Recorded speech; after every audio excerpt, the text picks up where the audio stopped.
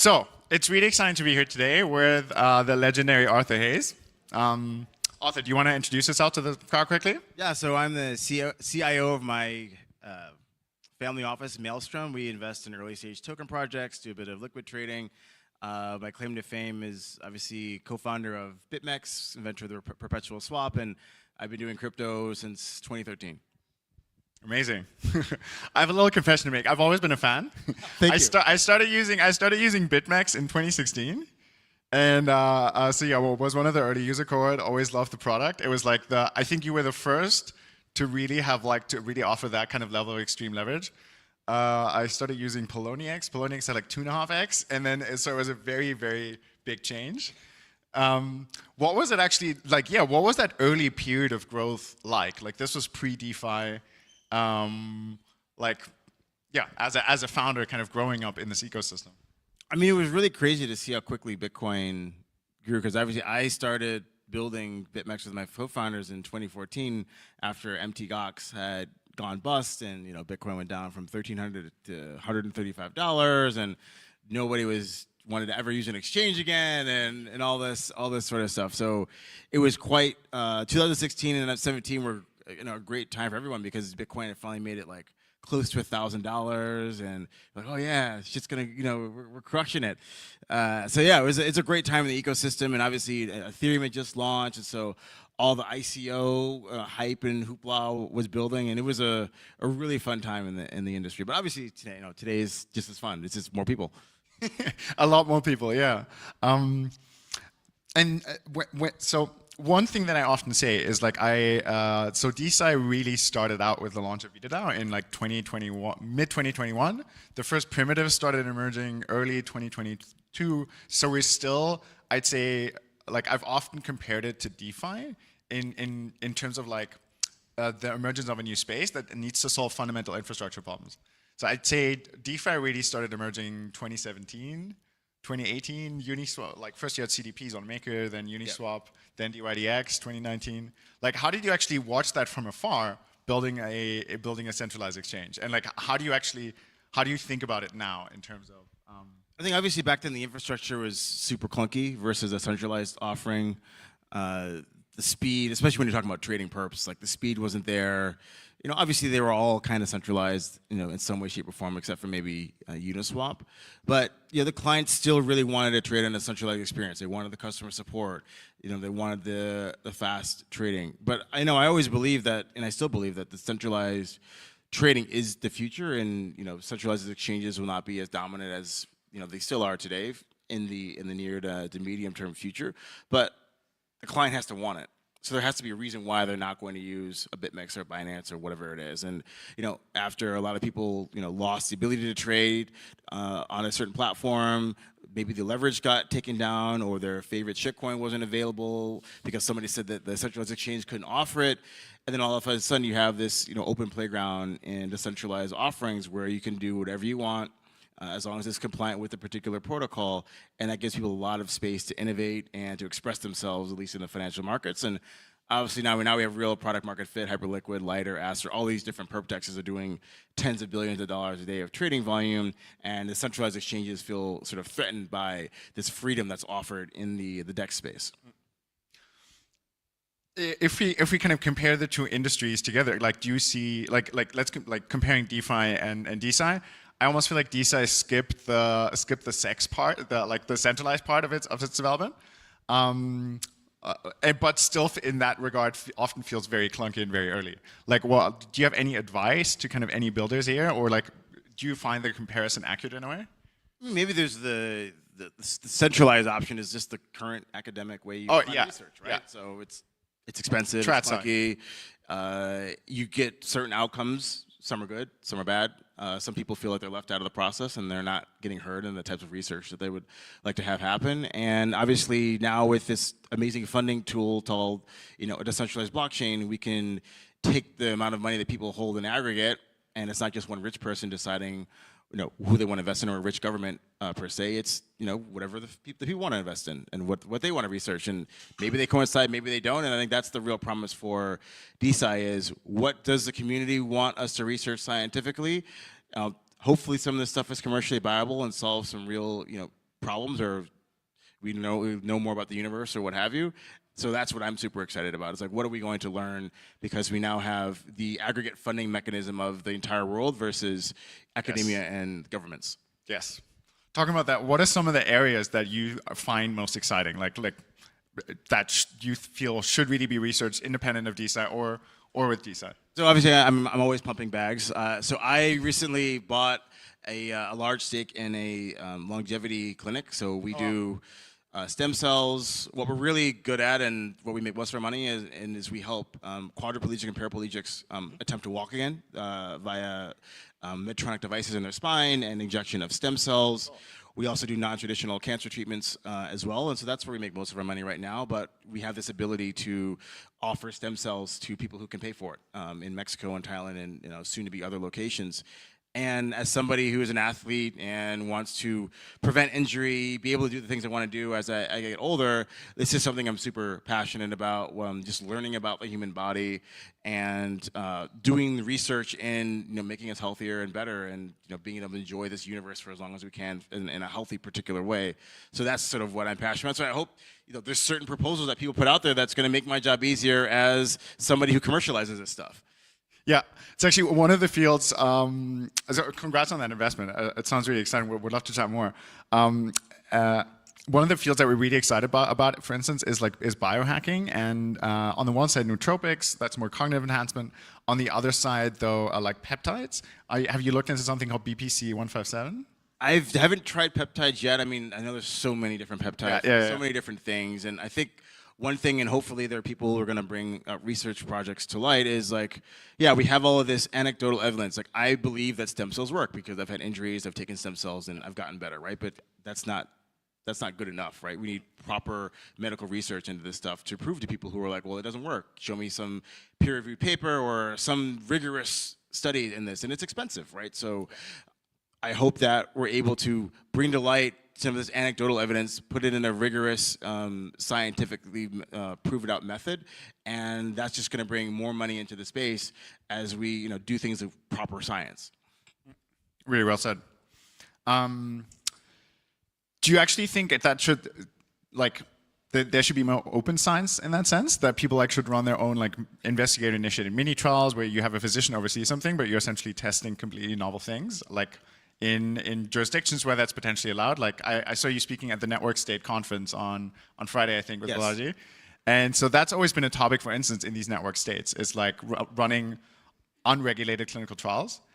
Is that something, if we combine that, for instance, with the ability to trade an asset and you could see data stream it in real time, do you think things like that should happen? I would love for them to happen, but obviously we have to be very safe about it. So full transparency, consenting adults doing this sort of stuff. Obviously, we'll get abused. Come on, it's just going to happen. But then it's just up to us to be able to survive the public backlash of, there's a research project done, there was a financial incentive, somebody cut some corners, some people got hurt. It's definitely going to happen, but I think we have to be very ethically sound in how we go about these things to make sure that when that does happen, that there are people doing it the right way. Yeah. This is something that CZ and his team asked me once, and it's still a question that I've left that I haven't been able to answer. So they've been really interested in DeSci as well. But one of the biggest things that they've stumbled over is how DeSci can essentially successfully marry the long life cycles of funding and commercializing science, running super long studies, with the short attention spans that are inherent to crypto and kind of the markets today.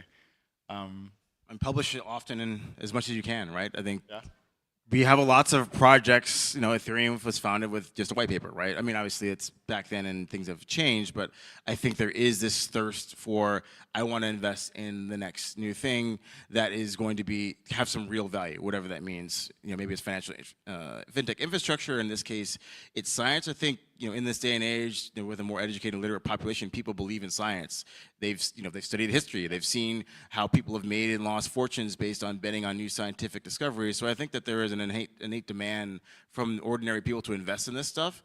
It just has to be communicated properly, and people have to be transparent with what they're doing. So you have a 10-year cycle. You have so many tests to do, but like, don't just be shut in your lab and don't tell people about it. Like, tell the community what's going on, what's going well, what's not going well. I think that's what gives people confidence to continue to support you throughout the life cycle. Yeah. What do you think proofs for a science like that should look like? Because we also know that the publishing industry is really broken. So I think on the one side, we need new ways to like verify scientific outcomes, right? But on the other side, like, do you think it's important that, like, for instance, if like DeSci wants to move ahead rapidly, that things are published in like existing journals and papers and like follow the traditional peer review cycle? Or do you actually think that side also needs to be completely rethought? I mean, I think it's an open platform that people are going to try. Like, if there's a financial incentive, there's going to be people who cut corners and just put shit out there, right? Yeah. There's going to be people who, for whatever reason, their reputation precedes them, and they're able to move fast and break things that people trust. That when they, produce a study, even though it might not end up in, whatever journal that people were respected, that this guy or this gal is not actually lying because they have a professional reputation. Yeah. So I think we just, hopefully rely on the wisdom of the crowds and the reputational aspect of scientists who have a higher calling rather than just to make money. Yeah, well said. You said you're an athlete, and I'm sure you've been, I think gyms have changed a lot over the last maybe 5 or 10 years. Like steroids, for instance, or even just performance enhancers used to be very taboo. And now I feel like whenever I go to a gym internationally, there's all of these YouTube Shorts videos. Like, I don't watch that stuff, but it's like where people go around and they interview people. Like, are you natural? Like, are you still natural? And like barely anyone is natural. Like, do you think any of those things have been regulated, or like many of them are essentially untested substances, especially new things that are coming to market.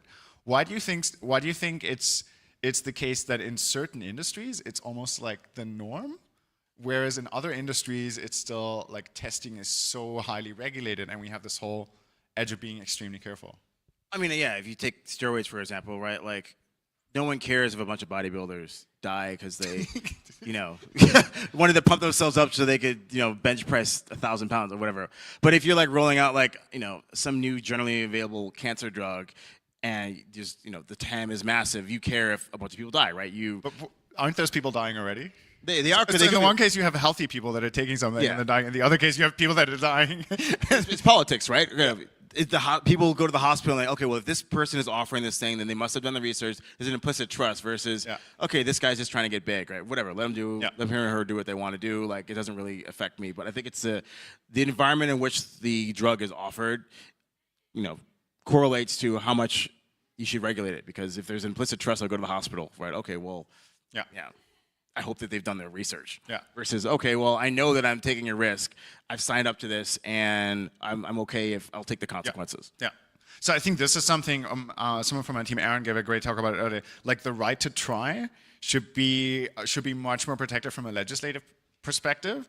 I know there's certain countries already that are like really trialing this, but I think if there is, for instance, if something emerges on the internet that shows a decent chance at extending your life as a late stage cancer patient, you should be allowed to try it, right? As a consenting adult. Yeah, well, I think thankfully now that we have airplanes and travel is cheap, you're going to have countries that are say, okay, well, I believe in that, and they're going to have a tourist impact from that. There'll be countries that no, we're super hardcore on that, and I think the free market will decide whether that is successful. If we start to see more people, trying things out, as we have more community-funded research that's of a rigorous and good standard, then you might say, oh, well, why do I all these patients going here and getting this other treatment? Yeah. Maybe I should change the way I think about things. Yeah, absolutely. Yeah, this is something that we're trying to fundamentally enable with Bio is and then you want to tokenize those treatments, because I think when you're operating from a jurisdiction like that, it's often actually difficult to raise funding from it. But if you have kind of global science capital markets, you can actually raise the funding if you show the data. And then increasingly commercialize something and make it attractive for people to come and benefit from those new treatments. And then our hope is that actually transcends into legislation being passed in jurisdictions that haven't allowed that yet. Because I think what we're trying to build with DeSci is to some extent is similar, or we can draw similar analogies to the monetary system, meaning that innovation is regulated, right? And access to medicine is regulated, often at the disadvantage of users, but often to protect kind of inherent power structures. But once you have enough data about something in the public domain, it increasingly actually gets difficult for agencies that are standing for public health to like not allow a novel experimental treatment that is showing significant progress in clinics all over the world. Yeah, I mean, the great thing about money, I guess probably a bad thing too, is people will do anything to make more money. And so when you put a financial incentive on top of it, you're going to get a lot more people looking at it, for good and for bad. Yeah. And hopefully the quality projects are producing something that could be commercially viable, and it only takes one, and then everyone's going to rush on the bandwagon, and, oh, no, of course we want to allow the community to invest in science and da-da-da-da, right? But, you know, it's getting to that first real success. Yeah, yeah. And it's also about scale. So one thing that we've invested heavily in Bio is like building out an agentic science stack. So agents in science have become really prevalent. I don't know if you were still here for this part. We recently launched Arbre, which is a first scientific agent dedicated to longevity research. And it's actually a digital twin of Dr. Aubrey de Grey. We actually have him here with us as well. So Vitalik famously donated over 10 million already to Aubrey de Grey's research. And he developed the sense framework, which is a fundamental framework that describes like the prevalent biomarkers and like how aging could actually be reversed, which now a lot of the space is kind of built on. And what we're using Arbre for, it's essentially like a public science machine or like an on-chain science machine that anyone on X can interact with, and then it has a terminal that it kind of tries to lure you into, and then you can mint on-chain IP right out of that terminal and fundraise for novel experiments. I'm sure you've looked at agents more broadly, also in the context of crypto, but was really curious to kind of first maybe get your sense check on that idea, but then also like how you think AI can broadly transform science actually, or like yeah. Yeah, I mean, I guess it just speeds up the cycle of trying and testing and failing and trying and testing and failing. And if it's a computer and you have a digital universe, you can do this ad infinitum really, really quick and really, really cheap. So that's the good thing about AI. The bad thing is, as of right now, they make a lot of errors. They make too many errors. I mean, I'm more focused on sort of the financial aspect where, you know, an AI that's 99% correct is an AI that puts you out of business, right? You cannot be 1% wrong trading. That's game over. So they just have to be perfect, or as near perfect as we can make them, at least in the financial sense. I'm sure it's a little bit different when you're testing hypotheses because you have a real world, did this work or did this not, versus, okay, you know, I had an algo and I fucked up and I lost my whole stack kind of thing. So you know AI XBT, I'm sure, right? No, I'm not familiar with that. Okay. Well, it was launched by another launchpad called Virtuals, and AXPT essentially gives like crypto financial advice on X. But it's been interesting it's one of those things that like rise and fall. And as you pointed out, I think the technology around these things just needs to massively improve. So maybe like very broadly zooming out a little bit, like we're really grateful for your fund support after like in the recent kind of funding round with BioProtocol. Wanted to ask like what was your investment thesis like around that, and like in Bio and DeSci broadly? We like new shiny toys for traders to trade. Now, hopefully that translates into actual value being created, but you know, we know that sometimes it doesn't, but that doesn't mean it's not a good trading environment. So I think every crypto trader is looking for the next thing. I think this is grounded in a fundamental problem that needs to be solved. You know, obviously I think you guys are good actors, but there will be bad actors. But at the end of the day, it's something new, and we want new things to use this community fundraising tool, you know, decentralized applications for, and that's why we're excited about it. Yeah, cool. We're doing good on time.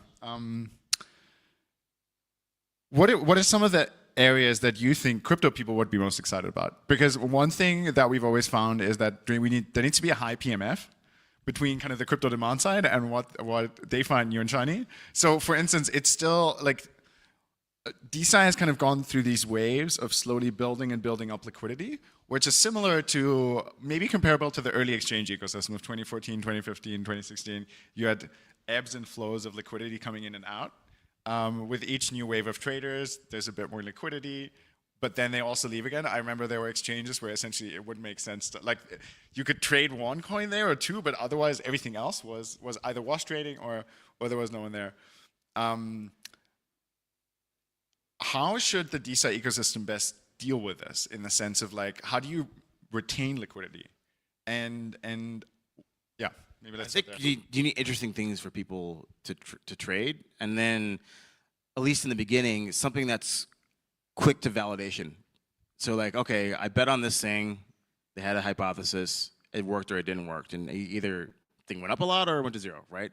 Versus, oh, okay, I'm going to bet on a 30-year longitudinal study, and it's going to yield some results.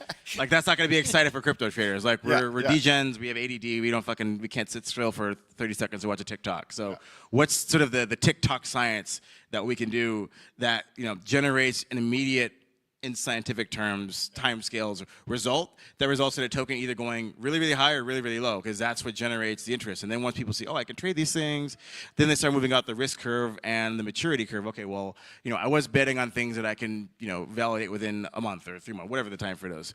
Okay, now I feel comfortable with this narrative. Maybe I'll bet on something that could happen the next year, right? And so we start being able to fund longer term projects because people are comfortable with the feedback mechanism in terms of I invest, something happens, I either am successful or I fail.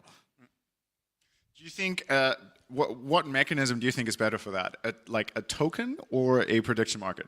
That's something has been thrown around in the world of DeSci for a long time. You could also run prediction markets on these things. Do you personally find that an interesting kind of bet as a trader and investor, or do you think it makes more sense to tokenize everything and have fundamental IP rights kind of tied to it? I prefer the token just because it's a continuous market. Problem with prediction markets is it's usually there's a statement, right? And there is a body that says, did this statement happen or not? And especially in science, there could be a lot of nuance around what that is, and not as liquid. Versus, okay, here's a token, here's the experiment, and you trade it, right? Goes up and down, da da da da. The prediction market doesn't give you back-end revenue, right? If there's revenue tied to the commercialization of this particular thing, and it actually happens, the prediction market wouldn't get you paid. But if we're trading a token, then we're looking at the future revenues. If they're successful, therefore it will generate this much, right? And I think that's a much easier story and bigger story to tell people than did this science experiment result in a success or not. Yeah. So so if the outcomes are supposed to be short, what you can have essentially a lot of micro experiments, and then through that, so we have one platform that that tried this recently. It's called Pump.Science. And Pump.Science really focuses on running kind of anyone can submit any experiment, and they essentially start out with worm experiments and then fly experiments, and if enough trading fees come in, so all the experiments are funded through trading fees. If enough trading fees come in, essentially goes to mice experiments, and then even would go on to human experiments. But what we found is actually that traders, it's actually when the experiment starts, it's sell the news. Because the actual experimental data, at least for maybe that subset of traders that developed on there, is relatively boring. So then you have a data output, and you can have a live stream, or just kind of you get the full 8 hours of the worms moving around, or then eventually the mice.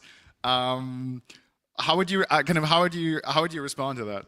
I think it's a very hard story to tell. I think if I think about a degen trader, what do you want to do? I want to bet on the next Viagra, right? Yeah. Give me a story about how I'm going to make guys' dicks hard, and how much money that's going to generate globally. And that's a story that I can talk to my friend. Hey, I'm betting on the next dick hard pill. You want to get some too? Yeah, of course. Yeah, I want to invest in that. If we're successful, we're going to be fucking rich, right? That's what the kind of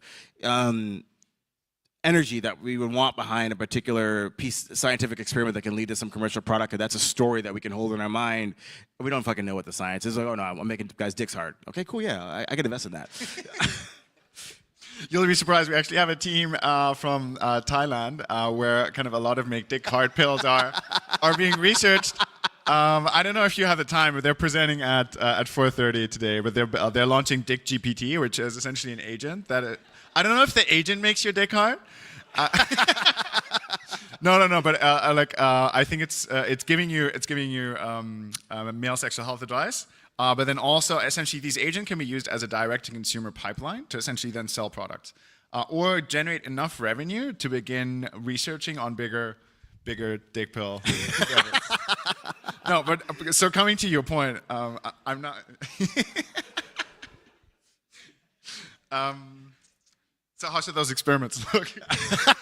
Big. Okay. No, in all honesty, it's obviously it's actually a huge problem. I think male fertility has massively declined, and then fertility broadly. What do you think are some of the maybe moving on from that? What are we're very dedicated to longevity research. What are some areas that you'd be excited to tell your friends where we could run a bunch of cool experiments that traders can gamble on? Obviously, I think longevity and we got to tell good stories. Like, what's the outcome of the story that is going to get people really excited? You know, I don't know, whether it's some like cure-all for cancer or whatever. Like, these are big problems. You can make them smaller problems, but at the end of the day, we need to tell a story. Yeah. With whether that's DeFi or DeSci, like there has to be a story. Yeah. That's what people are investing in. People want to, you know, be that biotech investor and, you know, find the 0 to $1 billion or whatever, right? And obviously that's very difficult to do. But if people believe in there's a story and a chance they can get involved, then they add liquidity to these things. Because people already invest in very speculative biotech startups, right? Like, did you make it to certain trial at the FDA in the US? Like, again, it's a binary outcome. You have no fucking idea as a random, you know, stock picker, right? But you're still trading these things because, oh, well, I know if they get to, you know, phase 3, then commercial, they're gonna make so much money, right? So like, if we're able to give that sort of storiness to the experiments, other than, yes, I'm going to have this long paper and test these things, and here's a, you know, 10-page long mumbo-jumbo medical thing. People are, oh, that's cool. But like, hey, I'm investing in whatever this story is about this, you know, way I'm going to make the human experience better, then people are going to get behind it. It's actually, for anyone like listening online or for any of our founders, I think this is such good, profound advice in terms of understanding the crypto demand side. How do you get, so I think a lot of DeSci still would be considered like let's say some of the IPTs or research projects that are launching through our ecosystem will be considered like trench stage. So where you're essentially looking at market caps between like 1 to 5 to 10 million, in some cases 20 or 30. How do you actually bridge the lack of sophistication that you kind of get from that demand side? Would you always just say like you have to start with like one big understandable story and then you can get as deep in it as you want? Or like, how do you also risk not losing people with the complexity of the science? I mean, I think it's one of those things, right? You know, Bitcoin wasn't made overnight. If you're going like a grassroots, properly built community, it takes time. You need one successful thing to happen. And it could be a small success. Well, okay, you know, you got into 7-Eleven stores. I don't know, whatever it is, right? It doesn't really matter.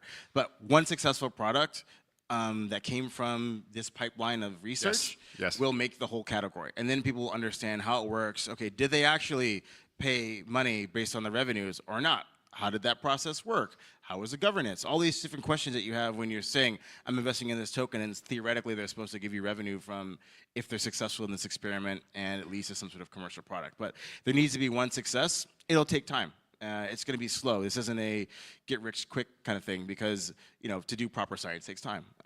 And so I think that people should be not disillusioned.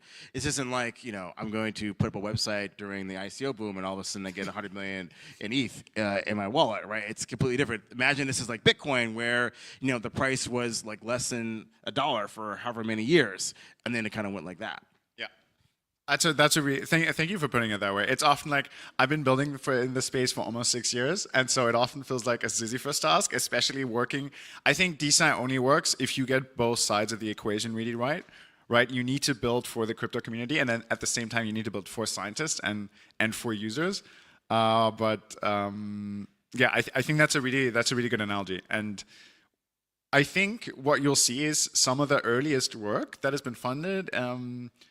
Some by VitaDAO, but also some of the other DAOs was funded in 2021, and another project was funded in 2023. Both of those projects are now in talks with a major government in the Middle East because they have a special jurisdiction that is dedicated to longevity, or like not a special jurisdiction, like a special clinical trial program dedicated to longevity. And so, if either of these compounds, so both are completely novel technologies, both are patent pending. One is entering non-human primate studies. The other is so safe that you don't need them. So there's been sufficient cell culture studies, and you can go right to human. But if either of them are approved for clinical trials, it would essentially have meant that the DeSci community, the DeSci community funded something for, I think both of them 500K, the other one up to $1 million at that point, and got it into a clinical trial with a major government, which typically costs around 30 million. So the average cost to get something into clinical trials for a biotech company is 20 to 30 million. If a bunch of people online can do that for 500K or like $1 million, that's huge. And so I think you're right. All it needs is essentially those breakthrough use cases, and they take time to develop. So I appreciate you seeing that. Nice. And then it's up to you to tell the story, right? You need to, hey, tell a story about that from the rooftops. So this is what happened. This is how they did it. This is better than doing it this way. everybody should, or if you're so inclined, Yeah. try it out this way to fund your research. And we're open to any ideas from anyone. You don't have to be a particular type of person. Yes. Yeah. Yeah. In fact, I told this story. I told this story earlier, but like a lot of those ideas are essentially deemed complete moonshots, or would never have gotten funding. And so, in so many cases, you have a scientist at a university, or someone online, or someone who like is an inventor. In my view, there's all of this innovation out there that we're just plain not funding. In some cases, actually, if it does get funded by a pharma company, there are many, many cases where innovation that would hurt their bottom line, meaning they lose revenue in other sectors, they will simply bury. So yeah, similar to Bitcoin, I think this can actually be incredibly meaningful and impactful for humanity if we give it time and believe in the science. Ella, how are we doing on time? We've got 8 minutes. Do you want to take some questions from the crowd? Why not? Yeah?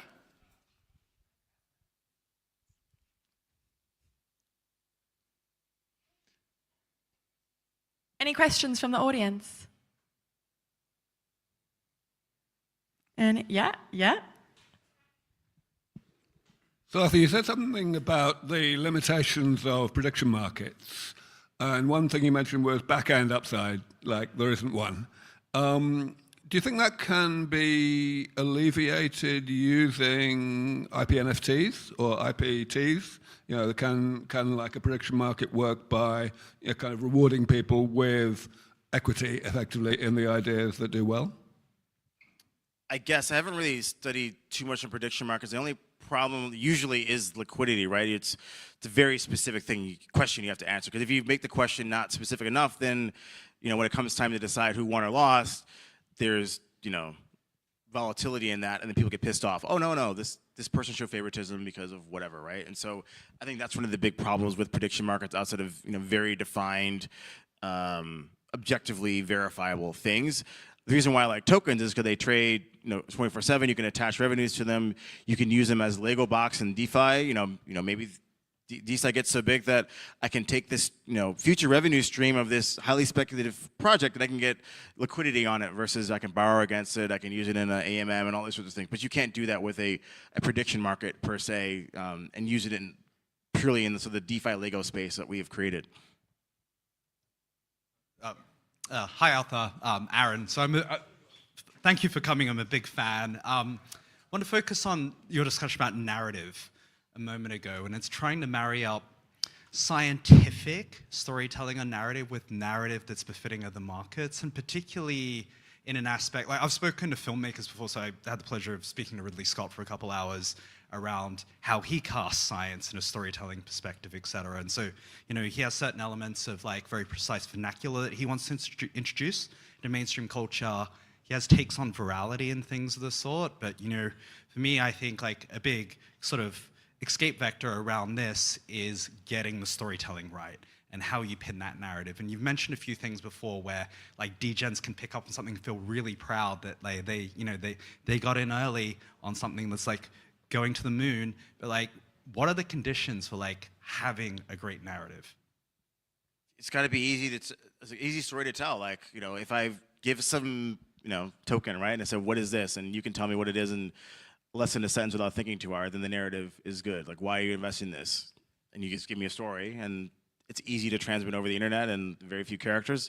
That's what it is. So I'm not a scientific storyteller, but obviously I'm sure people in this room are able to do that quite effectively. Hey, Arthur. So you were on a podcast with Kyle Chase the other day, and you mentioned the significance of buyback mechanisms. Paul also mentioned that they are working on a buyback mechanism. And of course, in this cycle, we have seen hyperliquid, pump.fund. So where do you think, like as a small investor and people, where do you think the biggest value came from? Just the buybacks on the burn mechanism? And do you think this cycle is going to be the burn, let's say, buyback mechanism cycle? Because hyperliquid is leading, pump.fund is leading till now. Yeah, so again, we want to support projects that are making money. And I think we've been doing this ICO thing since 2014, 15. And the first cycle was, hey, I've got a piece of paper on the internet, give me, $10 million or whatever it is. And, okay, cool, yeah. We did that, and then most people lost all their money. So we moved on to, hey, I've got this farm, and I want you to do something on my protocol, and I give you these tokens that I created out of thin air. Don't worry, you don't have to pay anything for my product. And boom, we pump, and then everything dumped. Some things still survived. And so now this time we're like, okay, cool. There are these products that make money. They have users. We want to have our cut. We've been doing this investing for like almost a decade now.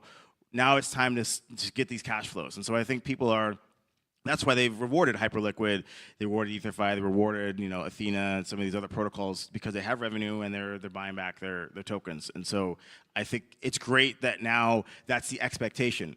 So we're not just going to get people coming in and just putting up some bullshit website and a blockchain address and expecting to get money. So yeah, I think it's good. If I can touch on that, I actually think for DeSci, this is something incredibly important, so like for all builders. So one area that we're really excited by is actually products that you can take to market very quickly, where you don't need years of regulatory approval.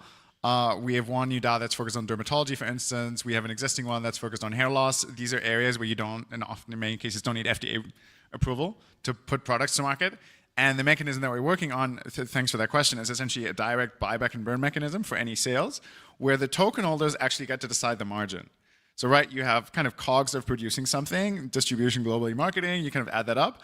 And then in the end, and this is the case for any product, typically in pharma you can have a 50x, 100x markups. So the margins in pharma and in biotech are actually nuts. In peptides, for instance, it's the same. In the UAE, you have many company, like we looked at a website the other day in the UAE, like it's wildly marked up versus what you get, what the product costs in China. Do you think it's a good idea to let token holders ultimately decide the margin that goes into buyback and burn? I think the problem with too many decisions is that people are lazy and apathetic, and so it's just hard to get people to vote on DAO proposals, right? Like put up a proposal, and how many did you get quorum or not, right? People just want to buy the thing, get a return. Right, so I think there's a certain amount of acceptance for dictatorial powers of the creators of these tokens, and so, I wouldn't be opposed to say, okay, well, whoever created this thing said, okay, the margin is going to be whatever it is, and cool. If you don't like it, then get a quorum and change it, versus having to wait for the community to come together to make a decision. Like, choose it first and let them challenge it later. Yeah, well said. Amazing. We can take one more question, which is going to be that question, and then I'm going to have to shoo the two of you off stage. Thank you so much. My name is Onkar. I'm a PhD student, but I also work with Nucleate and Filecoin, I think, and kind of Nucleate is a student entrepreneurship society around biotech, and I'm kind of straddling, biotech and DeSci. What I would be most interested to learn is kind of your perspective, given your years of experience, on what should a newcomer be doing in the community? What are ways for them to get involved and start learning more about what's happening out there? I think the best way is to talk about whatever you're passionate about, whether that's a podcast, writing, TikToks, whatever media makes sense. If you have a particular viewpoint and you want to make a name for yourself, like just start talking about it, and you'll get an audience and make a name for yourself. And that's how you sort of create value in this, attention economy. Everything's an attention economy on the internet these days. And so create your own personal brand and then use that brand to get what you want out of, whether it's an employer or a research institute or whatever. Amazing. Thank you. Paul, do you want to give an answer as well? No. Oh. Well, just feel free to join our community. We're very open. Come chat us afterwards. We have several team members here. And then, I would subscribe to what Arthur said. Just post, be open, be on the internet. You'll have like-minded people find you. It's how the early Bitcoin community formed as well. And so, there's always someone there that is probably thinking along your lines. Okay. Good. Thank you, guys. Amazing. A round of applause. Thank you so much. Amazing. That was super interesting. Okay.